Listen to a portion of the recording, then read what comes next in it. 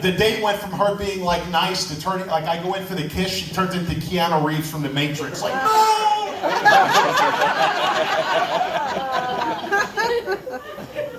So we walk through the park, the date's ending, and I go in for the kiss. And you know what she does? She stopped me like that. She put her hand, she goes, I want to kiss you, but I have to tell you something. I said, all right. She said, I actually have herpes.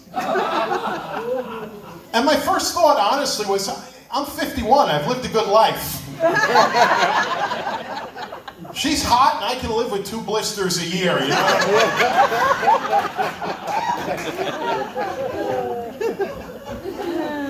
Didn't work out. Her name was Daisy, too. I'm like, why'd they name me Daisy? She said, oh, my parents love flowers, they named me Daisy. And it got me thinking, what would I name my kids if I named my kids after things I love, you know? Like, hi, folks, like you to meet my daughter, Little Debbie? It's my son, Big Mac. Give yourselves a round of applause. Are you ready for your next act? You ready, Hans? Coming to the stage, put your hands together for Gail Fryer.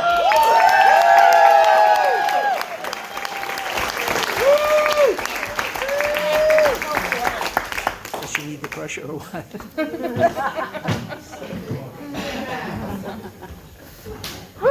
It's always the tall guy. It's the tall guy.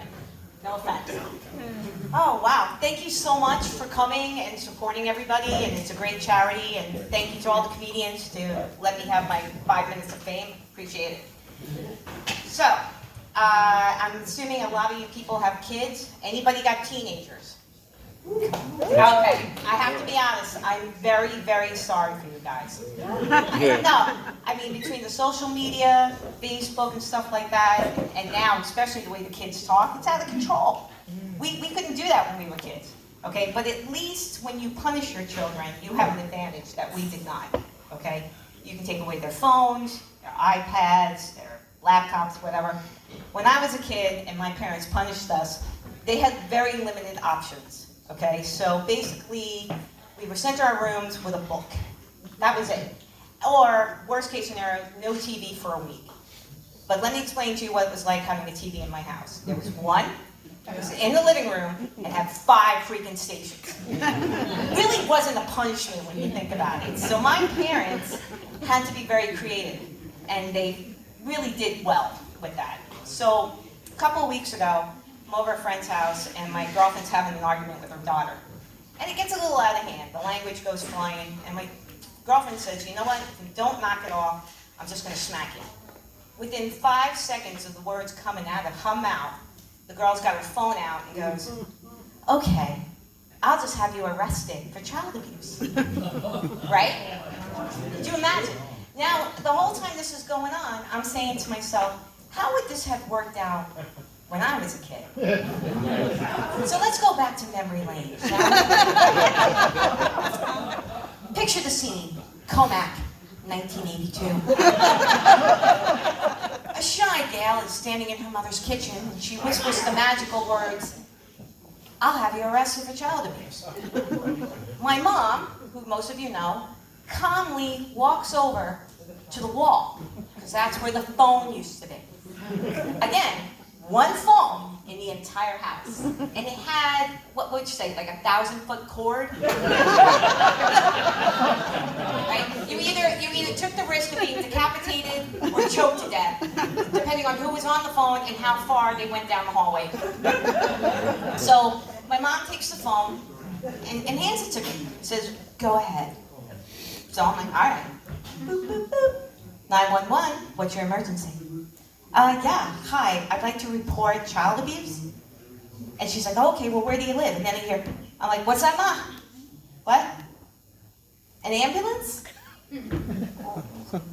No, hold on a second. Why do we need an ambulance? 911, what's your emergency? I'm like, hold on. And I'm like, why do we need an ambulance? So my mom goes, and I could have just died that day. She says, by the time the cops get here, Gail, You're gonna need one. Never mind. And that's when I realized I'm probably gonna have to get a really good job to pay for the therapy that I was doing later in life. So, and then, you know, when we were kids, you know, I mean, I'm sure you guys went through this. When your kids act up in a restaurant or something like that, it's embarrassing, right? So what's the first thing you say to them as you're leaving? Wait till we get home. Okay? So we would come home, and the first thing we did was straight to your room. Go to bed, I don't want to even talk to you. And my mom would come in, and she would be very sweet, and she would say, you know, I love you, I'm very disappointed, and we will talk about this in the morning with the gritted teeth. Then my father would come in. And my father, on a good day, is probably about 5'4". And he's standing there, like, you know, Chuck Norris or something, you know, just standing there. And he goes, you know what? He gives me the same speech that my mother did, tells me that he loves me, and just before he clicks the light, he leans over and says, you know I control the fact that you wake up every day? So, sleep tight. What does that even mean? Like, you control the fact that I wake up every day? God. And this is why I'm the way I am. So, you know, but the best is, of course, back to the phone. If you made plans when I was a kid, it took like days, okay? So you had to call everybody, they had to call you back, you didn't text or anything like that. So when you made plans, you were dead serious that this was gonna happen. So I'm getting ready to go out. And again, remember the fact that I told you my parents were creative. So you guys all think, oh, the littles, they're so cute. Pat and Brian, they're so sweet. No. Do not fall for that. They are evil people. They're doing evil things. Don't let them fool you, okay? I know they're sitting over there like, no. So anyway, we're getting ready to go out, and I walk in the kitchen, and I'm like, hey, Mom, where's Dad? Come on, we gotta go. She goes, he left. What do you mean he left? I said, we're gonna be late. He's supposed to pick up my friends. So she goes, oh, we didn't tell you? Like, tell me what? She goes, you're grounded. What?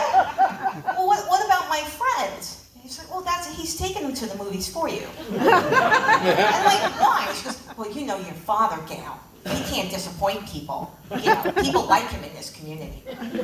So again, that's where I land up being the screwed up person that I am. So I really, truly appreciate your time. That's my spick, and I'm gonna go call my therapist.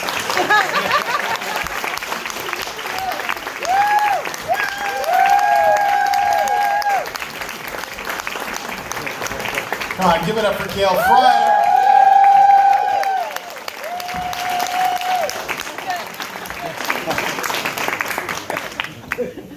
You a cat guy or a dog guy? Yeah. Are you disowned then? Both? Me too. I have two cats though. One is young, one is old. They hate each other, right? My young cat likes to get out